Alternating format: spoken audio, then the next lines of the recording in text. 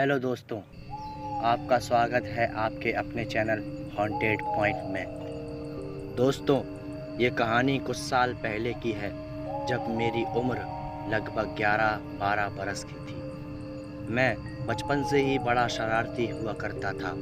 मेरा दिमाग ज़्यादातर खेल कूद में ही रहता था।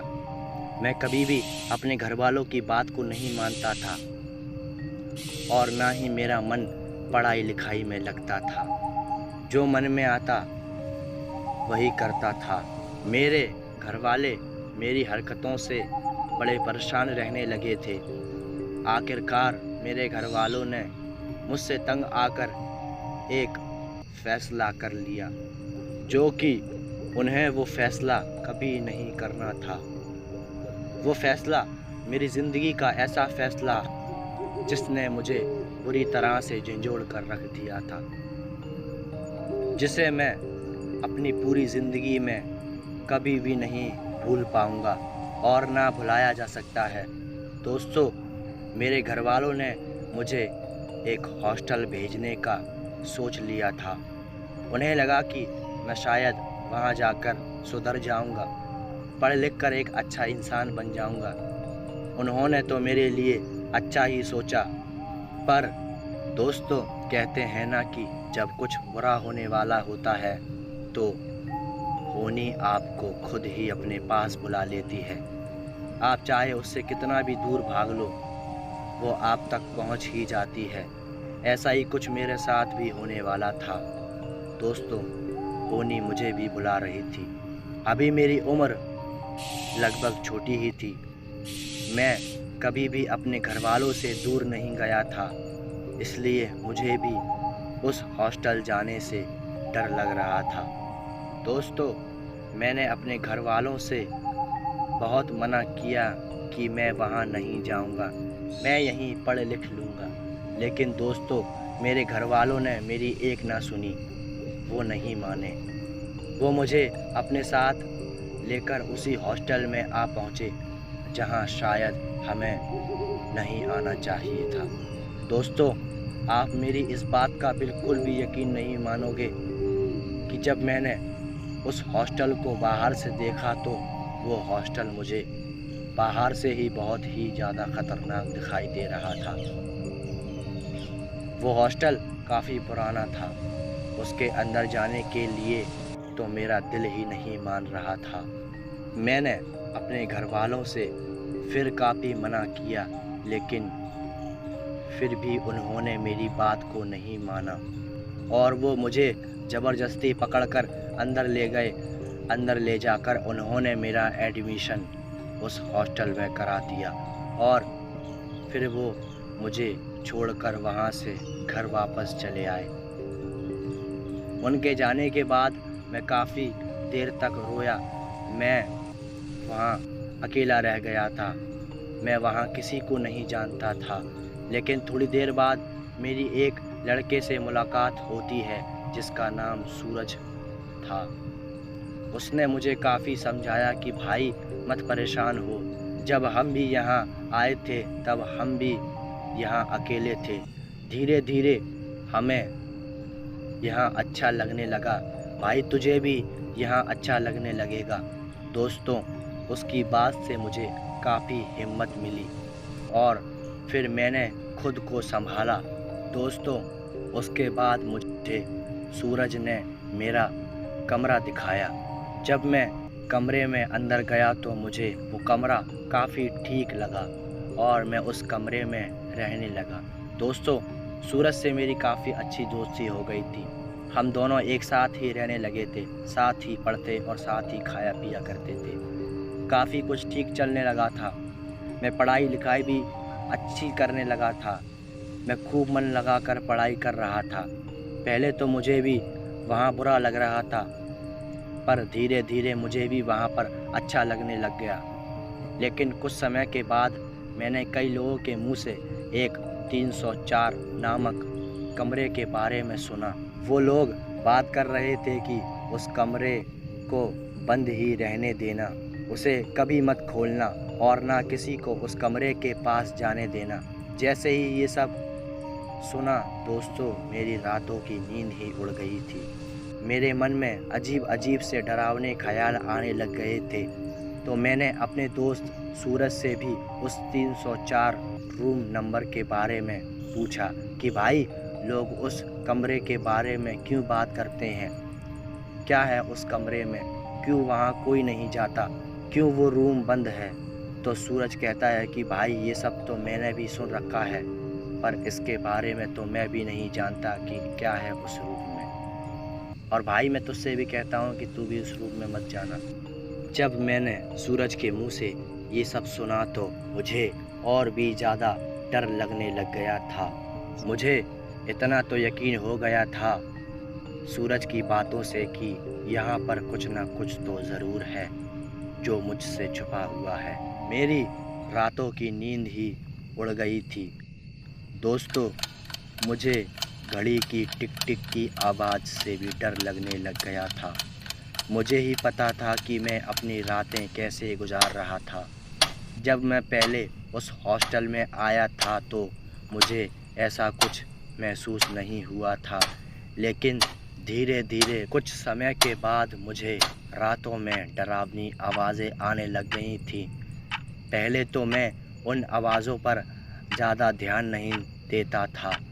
दोस्तों, धीरे धीरे वो आवाज़ें बहुत भयानक होने लगी थीं।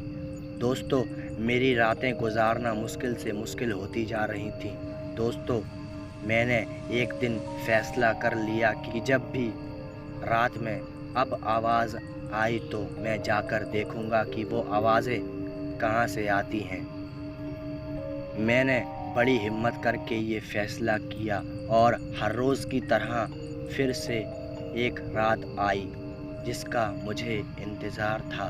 दोस्तों, मुझे डर तो लग रहा था, लेकिन दूसरी तरफ मैं जानना भी चाहता था कि आखिर ये रूम नंबर 304 क्या है।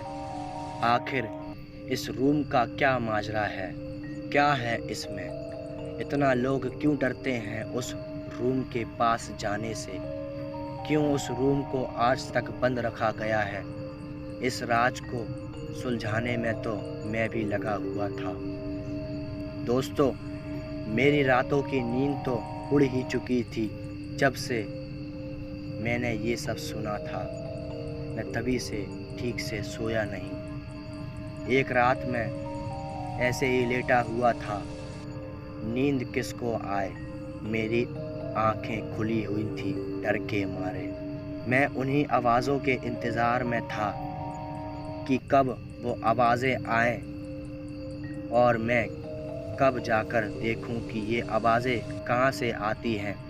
दोस्तों, मुझे इंतज़ार करते करते काफ़ी वक्त गुज़र गया था, लेकिन वो आवाज़ें कहीं से नहीं आई और मैं इंतज़ार करते करते ही कच्ची नींद में अचानक से सो गया। और कुछ देर बाद मैं जल्दी से भड़बड़ा कर उठता हूँ और जल्दी से घड़ी की तरफ देखता हूँ तो उसमें ठीक रात के 12 बजे हुए थे। और दोस्तों, मैंने महसूस भी किया कि वो डरावनी आवाज़ें आना शुरू हो गई थी, जिसे सुनकर मेरा दिल घबराना शुरू हो गया था। हिम्मत तो बिल्कुल भी नहीं थी ये सब देखने और सुनने की। दोस्तों, मैंने ना चाहते हुए भी उस आवाज़ को तलाश करने का सोच लिया था। मैं जैसे तैसे अपने हाथ में एक टॉर्च लिए हिम्मत करके उस डरावनी आवाज़ों की तरफ बढ़ता गया। दोस्तों, मैंने उस आवाज़ का पीछा करते वक्त उस हॉस्टल के ऐसे ऐसे डरावने हिस्सों को देखा जो मैंने पहले कभी वहाँ नहीं देखे थे। दोस्तों, आप यकीन नहीं करोगे मेरा कि जब मैं उन आवाज़ों की तरफ बढ़ता जा रहा था तो वो आवाज़ें और भी ज़्यादा डरावनी और तेज़ होती जा रही थी। एक पॉइंट तो ऐसा आया जहाँ मेरी हिम्मत ने जवाब दे दिया और मेरे पैरों ने भी साथ छोड़ दिया था। मेरे पैर डर के मारे आगे ही नहीं बढ़ रहे थे। वो आवाज़ें इतनी ख़तरनाक और भयानक थी कि मेरी रूह काँप रही थी। आप मेरा यकीन नहीं करोगे मैं आपको अभी ये स्टोरी सुना रहा हूँ तो मेरी अभी रोंगटे खड़े हो रहे हैं। तो सोचो वो रात कैसी होगी जो मेरे साथ बीती। दोस्तों, चलते चलते मैं एक ऐसी जगह पर आ पहुँचा जहाँ पर वो आवाज़ें एकदम बंद हो गई थी। जब ऐसा हुआ तो मैं और भी ज़्यादा डरने लग गया। मैं अपने चारों तरफ इधर उधर डर के मारे देखने लग गया और इधर उधर डर के मारे भागना शुरू कर दिया। और ऊपर से मेरी उस टॉर्च का अचानक से बंद हो जाना था, जिसके बाद मैं और भी ज़्यादा डर गया था। दोस्तों, जैसे तैसे मैंने अपनी टॉर्च को चालू किया और चारों तरफ अपनी टॉर्च को घुमाया कि शायद मुझे यहाँ से बाहर निकलने का रास्ता मिल जाए। दोस्तों, मैं इतना डरा हुआ था कि मैं डर के मारे बाहर निकलने का रास्ता ही भूल चुका था। दोस्तों, जैसे ही मैंने अपनी टॉर्च घुमाई तो मेरी नज़र उस पर पड़ी जिसके बारे में लोगों से मैंने सुन रखा था, वही रूम नंबर 304। जी हाँ दोस्तों, मैं वहीं पर आकर रुक गया था। दोस्तों, तब मुझे समझ में आया कि वो डरावनी आवाज़ें यहीं से ही आती हैं। इसलिए तो मेरे यहाँ आते ही वो आवाज़ें एकदम से बंद हो गई थी। मुझे उस वक्त इतना डर लग रहा था कि शायद अगर आप मेरी जगह होते तो आप डर के मारे वहीं मर जाते। जी हाँ दोस्तों, वो मंज़र था ही कुछ ऐसा जो मौत से भी बदतर था। मैं वहाँ खड़ा हुआ था, डर लग रहा था, हिम्मत नहीं थी दोस्तों। वो एकदम अचानक से उस रूम नंबर 304 में से मुझे बुलाने जैसी एक डरावनी आवाज़ आने लगी थी। दोस्तों, वो मुझे बुला रहा था, मेरा नाम भी ले रहा था। मेरे पसीने छूट रहे थे डर के मारे। मैंने वहाँ से भागने का सोचा कि चल अमन भाग जा यहाँ से। एक तरफ मैं भाग सकता था और दूसरी तरफ मैं उस रूम नंबर 304 में जा सकता था। मुझे कुछ समझ में नहीं आ रहा था कि मैं क्या करूं। अगर मैं यहाँ से भाग जाता हूँ तो वो आवाज़ें और वो आत्माएं मुझे चैन से नहीं जीने देंगी। दोस्तों, मैंने उस रूम में जाने का सोच लिया था कि जो भी हो जाए अंदर तो मैं जाकर ही रहूँगा। वो मुझे बार बार मेरे नाम लेकर अंदर बुला रहा था। तो मैंने उससे पूछा कि तू क्या चाहता है, मुझे क्यों परेशान कर रहा है, हम सबको क्यों डरा रहा है।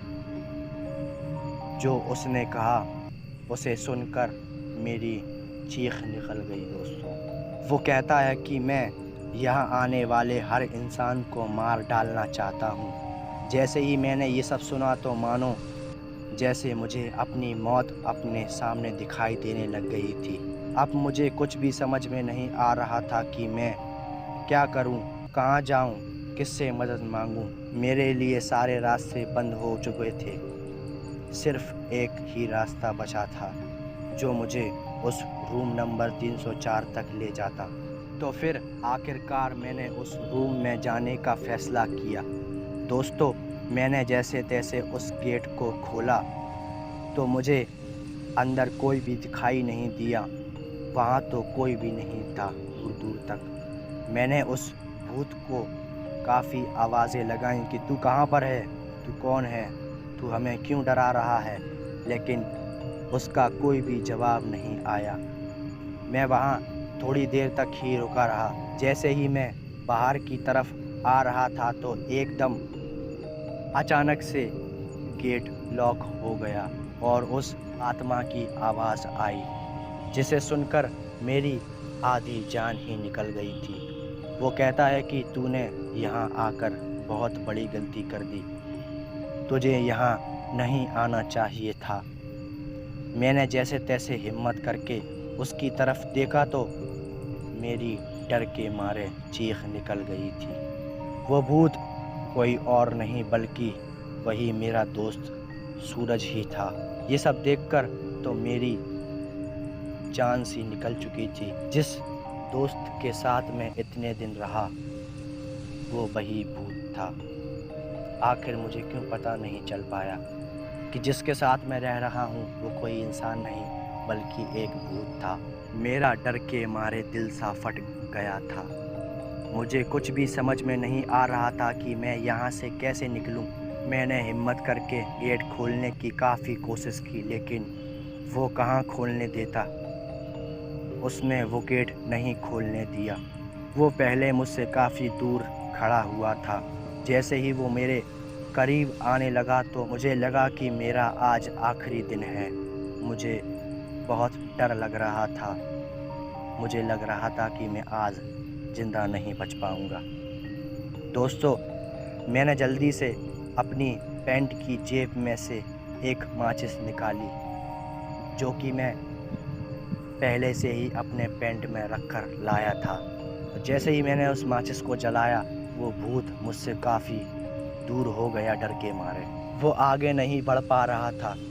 मैंने जल्दी से गेट खोला और वहाँ से जल्दी से बाहर भाग गया और फिर उसकी अंदर से एक भयानक आवाज़ आती है।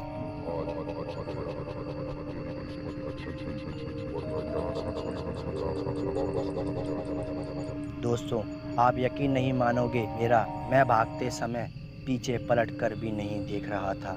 मैं उस हॉस्टल में 1 मिनट भी नहीं रुका। मैं भागते भागते उस हॉस्टल से काफ़ी दूर आ गया था। दोस्तों, मैं जैसे तैसे अपने घर पहुंचा। मैंने अपने घर वालों को ये दास्तान सुनाई तो वो भी काफ़ी डर गए थे। मेरे घर वालों को तब एहसास हुआ कि काश उस वक्त हम अपने बच्चे की बात मान लेते और उसे उस हॉस्टल ना भेजते। मैं जब से उस हॉस्टल से भागकर आया था तभी से मैं काफ़ी बीमार रहने लगा था।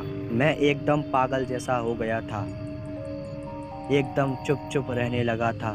किसी से बात नहीं करता था। मैं उस रूम नंबर 304 को बुला नहीं पाया। इस घटना को आज 8 साल बीत गए हैं पर अभी तक मैं उस रात की घटना को सोचकर डर जाता हूँ। मेरा दिल घबरा जाता है उस 304 रूम नंबर को सोचकर। हमारा एक कदम हमारी ज़िंदगी का बहुत बड़ी गलती में साबित हो जाता है। हमें कभी भी गलत कदम नहीं उठाना चाहिए और जो काम कर रहे हैं उसे सोच समझ कर करना चाहिए। तो ये थी दोस्तों हमारी आज की कहानी। ये कहानी सच्चाई पर आधारित कहानी है। मैं जानता हूँ आप लोग भूत प्रेत पर विश्वास नहीं रखते हैं लेकिन मैं इन सब पर विश्वास रखता हूँ। अगर आपको ये वीडियो अच्छी लगी होगी तो मेरी वीडियो को लाइक, शेयर और कमेंट करके बताना कि आपको इस वीडियो का कौन सा पार्ट अच्छा लगा। और जो लोग चैनल पर नए हैं और वीडियो को देख रहे हैं वो मेरे चैनल को ज़रूर सब्सक्राइब कर लें और हमारी फैमिली से जुड़ जाएं। और ऐसे ही हॉरर स्टोरियों को देखने और सुनने के लिए मेरे चैनल हॉन्टेड पॉइंट पर बने रहें।